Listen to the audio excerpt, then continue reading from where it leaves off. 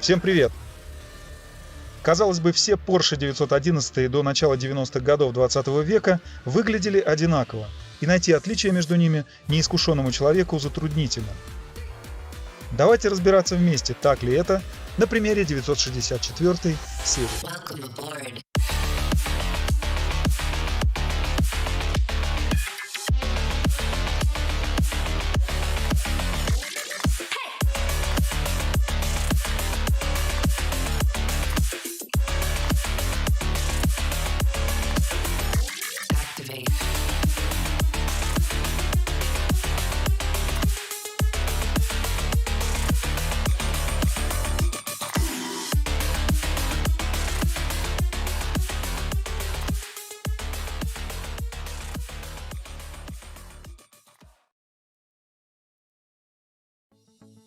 В середине 80-х компания Porsche столкнулась с проблемой неопределенности дальнейшего развития модельного ряда.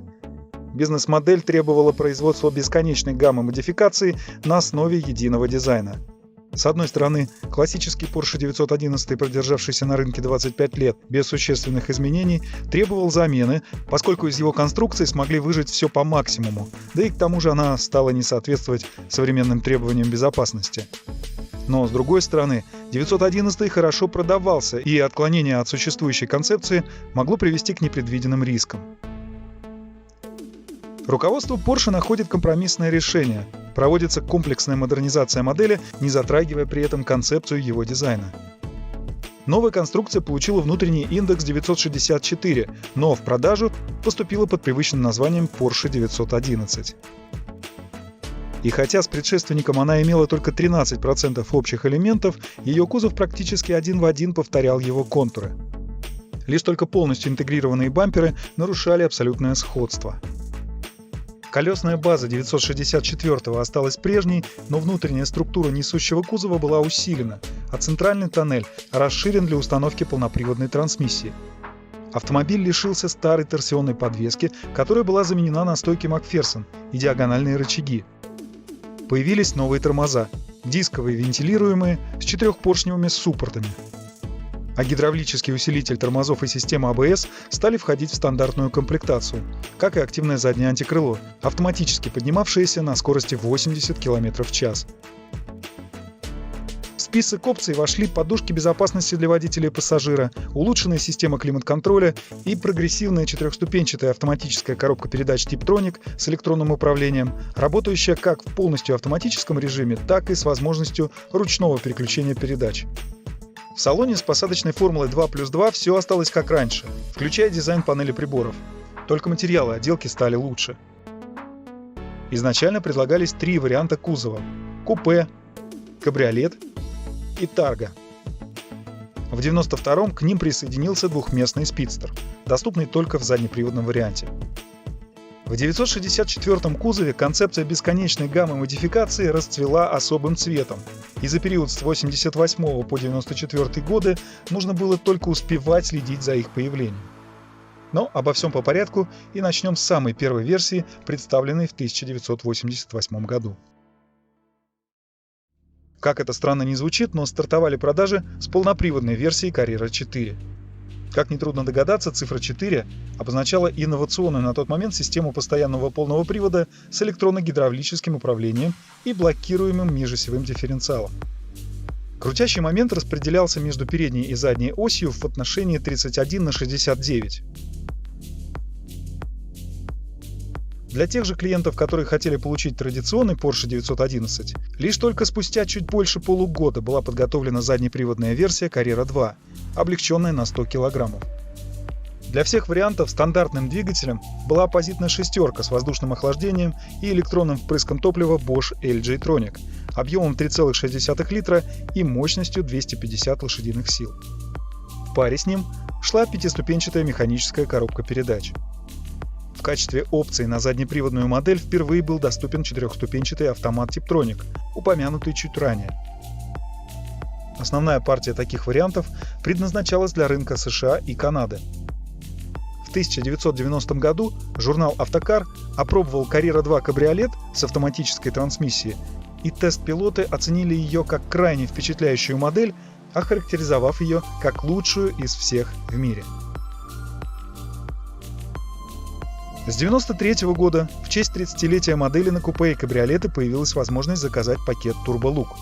Такие автомобили можно было отличить по расширенным колесным аркам, как на 911 Turbo. Ну а что же касается непосредственно модификации Turbo, то она была представлена в 1990 году в качестве преемника Porsche 930 Turbo.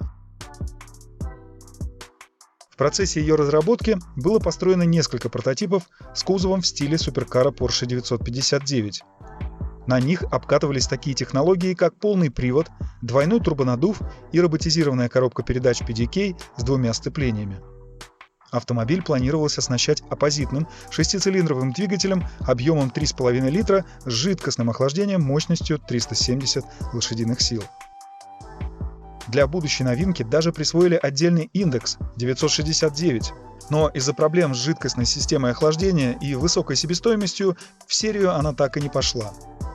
Вместо этого на заднеприводный 964 установили немного доработанный турбированный мотор от предшественника Porsche 930 Turbo объемом 3,3 литра и мощностью 320 лошадиных сил.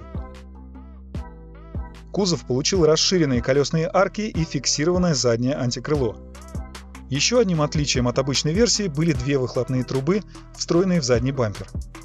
В таком виде он выпускался до 1992 года, пока его не заменила новая турбированная версия с двигателем объемом 3,6 литра и мощностью 360 лошадиных сил. Кстати, тот же Автокар, взяв эту версию на сравнительный тест с Ferrari 348, Honda NSX и Lotus Esprit Turbo, описали Porsche 911 Turbo 3.6 как самый грубый и некомфортный в квартете, да еще и с навязчиво громким скрипом покрышек. Зато она же оказалась самой быстрой из всех машин, участвовавших в тесте. Для того, чтобы отметить достижения команды Брума с Porsche в чемпионате по гонкам на спорткарах AMSA, отделом Porsche Exclusive под руководством Рольфа Шпренгера в 1992 году был разработан 911 Turbo S Lichtbau. Название Lichtbau, облегченный, говорило само за себя. Спортивный болид был лишен шумоизоляции, гидроусилителя руля, кондиционера, аудиосистемы и заднего сидения, а также он имел алюминиевые двери, более тонкие стекла, а крышки капота и багажника были выполнены из углепластика. В результате снижения веса на 180 кг разгон до 96 км в час составлял 4,4 секунды, а максимальная скорость – 290 км в час. Тот же турбомотор, что и на серийной версии, отличался перенастроенным турбонаддувом, увеличенным впускным коллектором и измененными фазами газораспределения, благодаря чему мощность увеличилась до 381 силы. В 1993-м на базе 964 Turbo была построена гоночная модификация Turbo S LM GT. Она успешно выступала в своем классе на соревнованиях в Себринге и Дайтоне, но в Лимане не смогла дойти до финиша. В 1994-м, после снятия модели 964 с производства, на заводе осталось чуть менее 100 шасси 964 Turbo. Их передали в подразделение Porsche Exclusive, где на них установили форсированные двигатели объемом 3,6 литра мощностью 385 лошадиных сил. Так на свет появился Turbo S, самая редкая версия из 964 серии. 76 экземпляров получили пакет Flashbau, стоивший на 60 тысяч дороже, чем базовый Turbo. Отличительной особенностью этой модификации был плоский нос с выдвигающимися фарами, как на модели Porsche 968. Как утверждают некоторые источники, большинство экземпляров было продано до того, как на пресс-релизе высохла типографская краска. При этом под пресс-релизом подразумевалась лишь пояснительная записка, отправленная дилером. Более того, приобрести ее мог помочь какой-нибудь титул, стоящий перед именем заказчика.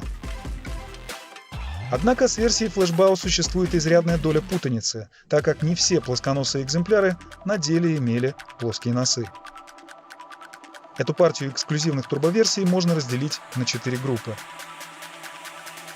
10 штук с опцией X83 для японского рынка с подъемными фарами и боковыми накладками. 27 с опцией X84 для прочих рынков с открытыми блоками фар в стиле 968 модели. –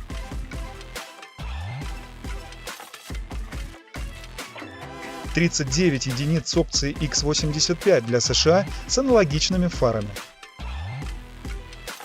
Ну и чтобы окончательно всех запутать, на североамериканский рынок было поставлено еще 17 автомобилей с пакетом без плоского носа, то есть со всеми изменениями в конструкции, но с обычными фарами, как у остальных 964-х.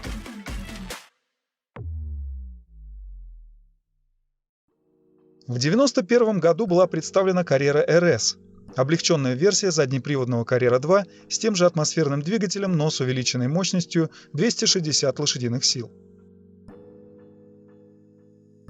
Механическая коробка передач подверглась доработкам, а подвеска получила более жесткие настройки. Также среди изменений можно отметить заниженный дорожный просвет и спортивные сиденья в салоне. А для снижения веса использовались алюминиевый капот, более тонкие стекла и магниевые диски. Лишившись задних сидений, шумоизоляции, электрических стеклоподъемников, кондиционера, круиз-контроля и аудиосистемы, вес снизился на 155 килограммов. Впрочем, можно было заказать и более тяжелый вариант «Туринг» со всеми опциями. Или же совсем легкий NGT, вообще без внутренней отделки, но с трубчатым каркасом безопасности. Он предназначался для гонок собственной серии Porsche Carrera Cup.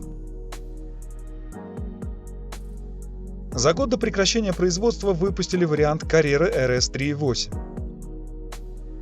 Он оснащался двигателем объемом 3,8 литров, выдававший 300 лошадиных сил. Кузов был похож на версию турбо, с такими же широкими крыльями и фиксированным задним антикрылом. Всего было выпущено 90 таких экземпляров. На ее базе был разработан гоночный 911 Carrera RSR 3.8, представлявший собой турбированную версию. Силовой агрегат развивал впечатляющие 350 сил, которые передавали крутящий момент на колеса через доработанную механическую коробку передач. Стоит отметить, что некоторые автомобильные источники того времени считали эти официальные показатели заниженными. По их мнению, более реалистичной цифрой было не менее 375 лошадиных сил. А журнал Car and Driver на своих тестах показал результат разгона до 60 миль в час за 3,7 секунды, что оказалось быстрее, чем динамика Ferrari F40. С момента появления RSR в гонках он показывал потрясающие результаты, победив в общем зачете в СПА, 1000 км в Сузуки и Интерлагосе. Также были победы в своем классе в Лимане, Дайтоне и Себринге. Всего был выпущен 51 экземпляр версии RSR.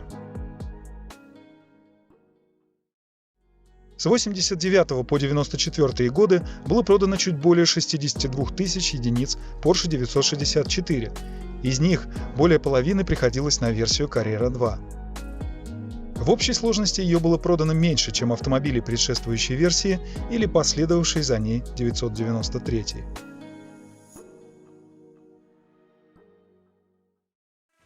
Вернемся к автомобилю, ради которого мы затеяли сегодняшний разговор. Это 911 Turbo 94 модельного года. Пусть это и не самая редкая версия, но он примечателен тем, что принимал участие в съемках фильма 95 года «Плохие парни» с Уиллом Смитом и Мартином Лоуренсом в главных ролях.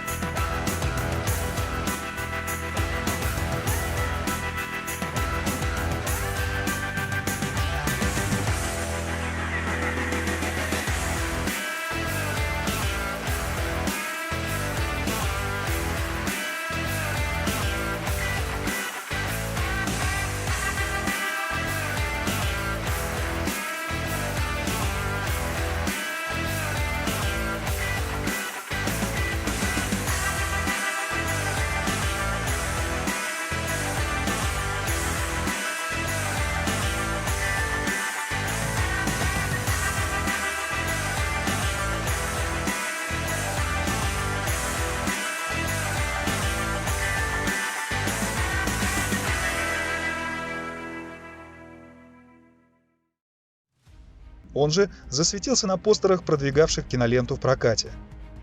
Кроме того, 911 принадлежал режиссеру Майклу Бэю, для которого «Плохие парни» оказались успешным режиссерским дебютом. Уже позднее мир будет ассоциировать его имя с такими блокбастерами, как «Скала»,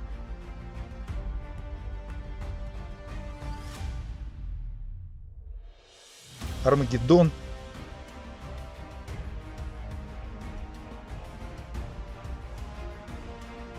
и не говоря уже о знаменитой франшизе 21 века «Трансформеры».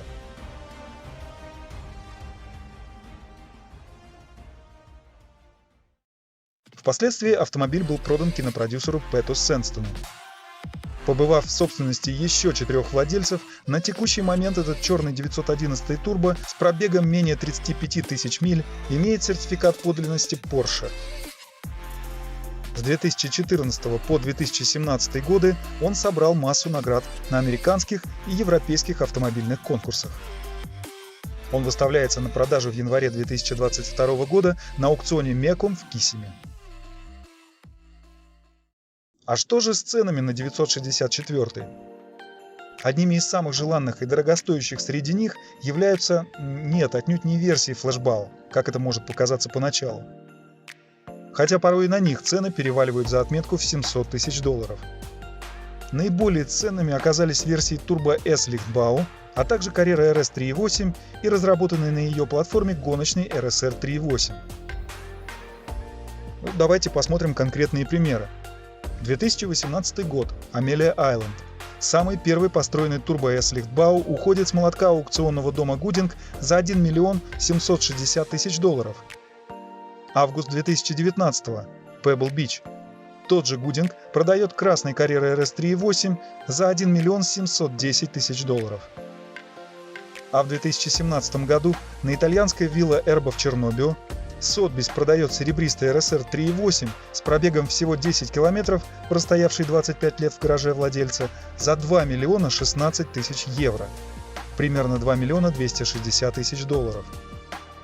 Что же касается версии Turbo 3.6, раз уж мы завели разговор сегодня о ней, то стоит отметить, что цены на нее не столь впечатляющие, как те, на которые мы только что посмотрели. Но и низкими их тоже не назовешь. За последний год подобные варианты исполнения были проданы за суммы, превышающие $200 000. А одним из самых дорогих из них стал желтый автомобиль 1994 года, реализованный на флоридском Amelia Island за $324 000. Нового собственника нашел ему все тот же Sotheby's в марте 2018. Кстати, его пробег почти такой же, как у машины киноактера, и у него тоже есть сертификат подлинности Porsche. Так что предстоящие торги во Флориде обещают быть интересными. К сожалению, на сайте Mecum не указана цена, которую предполагают выручить с продажи. Но так будет даже любопытнее, да и ждать результатов осталось недолго. На сегодня все. Всем большое спасибо, что заходите. Здоровья, удачи. Ну а пока.